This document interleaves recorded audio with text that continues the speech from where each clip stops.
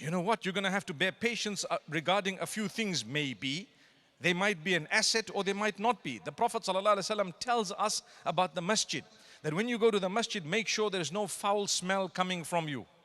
If you've eaten something strong, garlic. You know, garlic sauce is a condiment that a lot of us really enjoy when you're dipping the right thing in that sauce.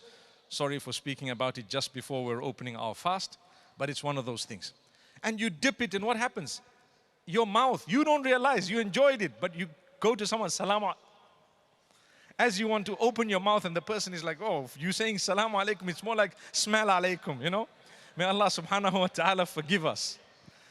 Allah tells us through the blessed lips of Muhammad sallallahu alaihi wasallam that if you're coming to the masjid, make sure you've gargled, you've eaten onion or garlic or something strong. If that is the case, and it is, what about if your perspiration is really, you know, on 99.9? What would you have to do?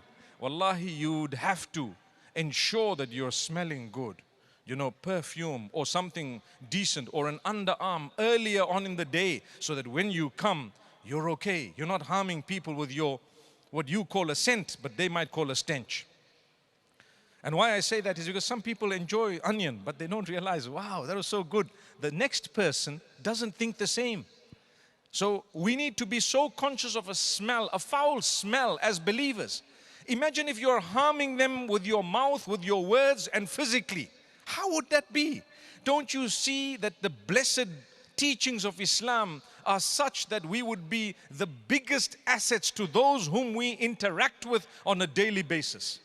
Biggest assets. If you pass me on the path by the will of Allah, I will ensure that somehow you have a pleasant experience. May Allah make us that way.